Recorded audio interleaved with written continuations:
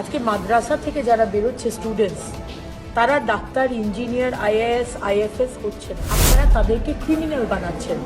এটা তো সত্যি কথা যে মাদ্রাসা থেকে কতজন ডাক্তার, ইঞ্জিনিয়ার, আইএএস, আইএফএস বা ইসরোর মতো সায়েন্টিস্ট বেরিয়েছে, আপনি দেখান। শুভেন্দু অধিকারী বলছেন, কখনো অগ্নিমিত্রাজি বলছেন মাদ্রাসাতে ক্রিমিনাল তৈরি হচ্ছে, মাদ্রাসাতে জঙ্গি তৈরি হচ্ছে, মাদ্রাসা একটা জঙ্গি তৈরির প্রতিষ্ঠান। এই মন্তব্যের আমরা তীব্র ধিক্কার জানাই। এটা আমাদেরকে সত্যি খুব ব্যথিত করেছে শিক্ষককুলকে।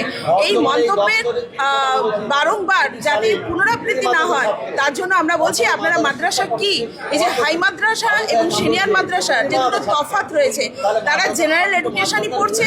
যেমন আমরা স্কুলে সংস্কৃত এবং হিন্দি পড়ি 100 মার্কের, তেমনি হাই মাদ্রাসায় 100 মার্কের আরবি পড়ে। আর আরবিটা একটা ল্যাঙ্গুয়েজ, এই ভাষা শিক্ষাতে কোনো অপরাধ নেই। আমরা যদি গোলপার্ক ইনস্টিটিউটে বিভিন্ন ভাষা শিক্ষা করতে পারি, তেমনি আরবিও একটা ভাষা, সেটা আমরা শিক্ষা করতেই পারি। বিধায়িকা অগ্নিমিত্রা পলের বিরুদ্ধে আপনাদের কি প্রতিবাদ থাকবে? সংখ্যালঘু মুসলিমদের ক্রিমিনাল এই তকমার বিরুদ্ধে আপনাদের প্রতিবাদ কি থাকবে?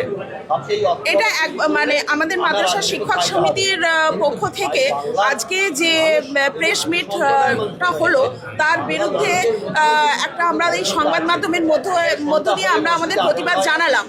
এরপর আমাদের সেক্রেটারি সাহেব জানিয়েছেন যে বিধানসভা স্পিকারকে এই নিয়ে একটা স্মারকলিপি জমা দেওয়া হবে এবং তার ক্ষমা চাওয়ার জন্য, এবং বা তাকে তার বিধায়ক পদ থেকে বহিষ্কার করার জন্য। যদি এই ব্যাপারে আমরা কোনো সদুত্তর না পেয়ে থাকি, আমরা তার এই কুরুচিকর মন্তব্যের জন্য আমরা পথে নামতেও রাজি আছি। কারণ আমাদের শিক্ষকগুলোকে অপমান করার অধিকার অগ্নিমিত্রজির কখনোই নেই।